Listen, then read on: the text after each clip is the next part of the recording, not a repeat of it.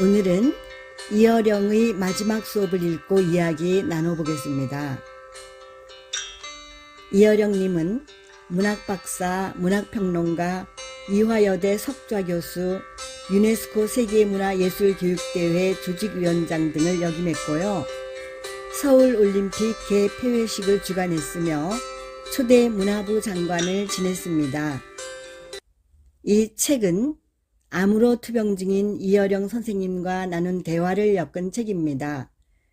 그는 죽음이 무엇인지 알게 되면 삶이 무엇인지 알게 된다며 평생 죽음을 기억하라고 하셨습니다.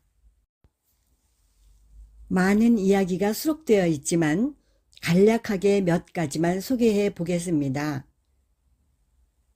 일상에서 생각하는 자로 깨어 있으려면 구체적으로 어떤 연습을 해야 합니까?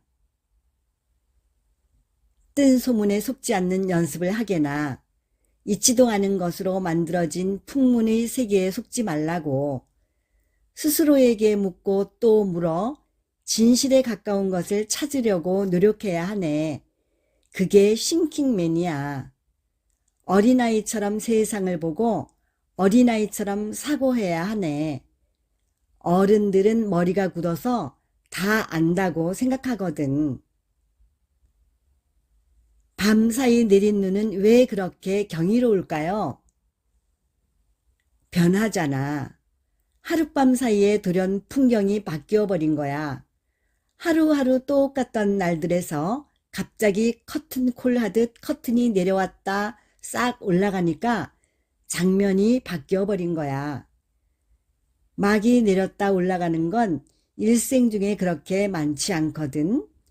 그런데 일상에서 유일하게 겪을 수 있는 게 간밤에 내린 눈이라네.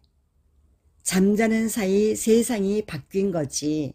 어제 보던 지붕, 어제 보던 길거리, 어제 보던 논밭이 하얀 바다처럼 변했을 때 세상이 얼마나 찬란한가.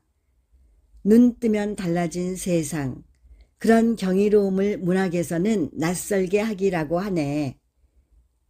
그런 면에서 눈과 비는 느낌이 아주 달라. 비는 소리가 나잖아. 밤새 비 내리면 들창에 사납게 들이치거든. 비에는 경의가 없어. 그런데 눈은 고요하지. 고요한데 힘이 세. 그거 아나? 서양 사람은 눈을 소리로 표현하라고 하면 빗자루로 쓰는 소리를 내. 한국 사람은 한방눈이 펑펑 내린다고 하거든. 소리가 없어도 펑펑이라고 표현하는 거야. 얼마나 낭만적인가. 젊은이들에게 전하고픈 말이 있는지요? 딱 한 가지야. 덮어놓고 살지 마세요. 그리스 사람들은 진실의 반대가 허위가 아니라 망각이라고 했어요. 요즘 거짓말하는 사람들은 과거를 잊어서 그래요. 자기가 한 일을 망각의 포장으로 덮으니 어리석어요. 부디 덮어놓고 살지 마세요. 혹시 보고 싶은 사람이 있으세요? 오늘이 우리의 마지막 만남이라서요. 보고 싶은 사람들이야 많았지. 분명하게 기억하고 싶은 건 왜 보고 싶어 했을까? 그 순간의 절실한 감정이라네. 왜 그렇게 보고 싶어 했겠나? 그 순간 볼 수 없기 때문이지. 그런데 그리움도 분노도 무뎌지지. 그렇게 못 견딜 것 같고 격한 감정이 오래가면 어떻게 살겠나? 격한 감정은 몇 초 지나면 사라져. 사랑하는 사람이 죽어도 그 슬픔은 아주 가끔 쓰나미처럼 밀려온다네. 슬픔의 감정, 절망의 감정, 분노의 감정이 오래가면 인간은 다 자살하고 말 걸세. 별똥별이 훅 하고 떨어지듯 그리움도 슬픔도 그렇게 찰나를 지나가 버려. 하지만 왜 그렇게 보고 싶어 했을까? 이런 감정은 오래 남는다네. 선생님의 삶과 죽음을 우리가 어떻게 기억하면 좋겠습니까?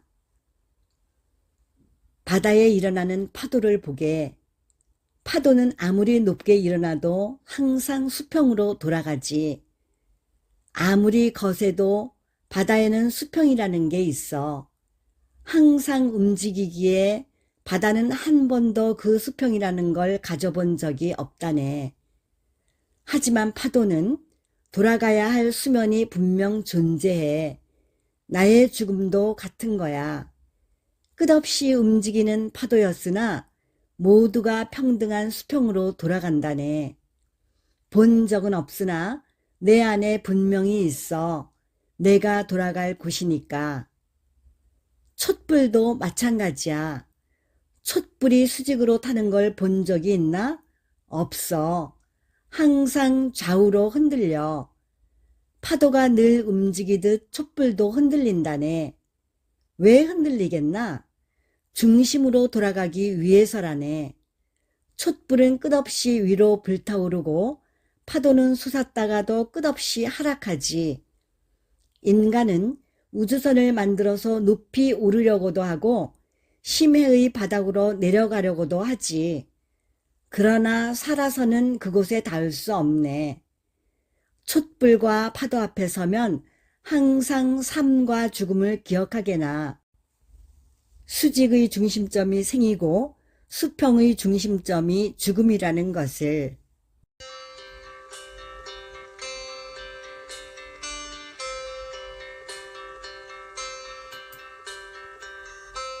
오늘은 이어령의 마지막 수업을 읽고 이야기를 소개해 보았습니다.